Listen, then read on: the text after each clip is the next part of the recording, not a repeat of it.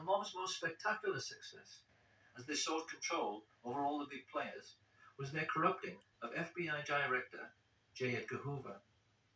It's become fairly widely known in recent years that Hoover was a transvestite homosexual. What is less well known is the elaborate scheme he dreamed up for accepting mafia bribes. What he used to do was to go to the $2 window at the racetrack, where he was photographed many times by the press to give himself a clean, upstanding image.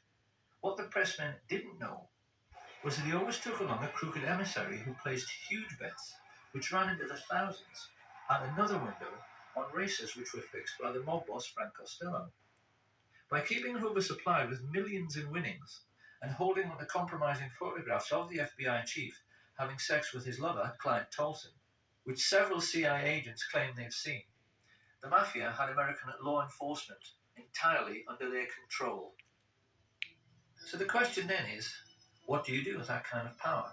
The answer is that when you're the American mafia, you routinely wipe out what they call do-gooders. This is how organized crime has influenced American society for nearly a century. If a decent man becomes a rising star in politics and looks as if he might try to make a better life for ordinary people, they simply kill him as a matter of routine.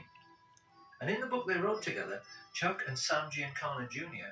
are at pains to point out that a classic early case of this practice was the assassination of Anton Shermack.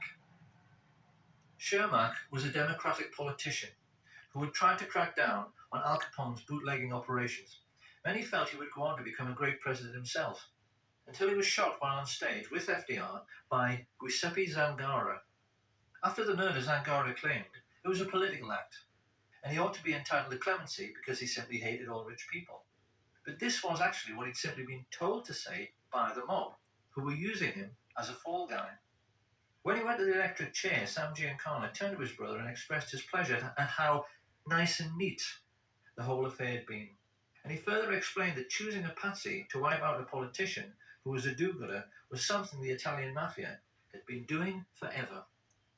It was a practice as old as the Sicilian hills, and he was amazed at how the mafia kept getting away with it, because you really would think people would catch on. This was 1935. You have a decent chief executive murdered in broad daylight, shot by a patsy, who was later killed himself by the authorities. Does this sound familiar? However, even in Shermack's time,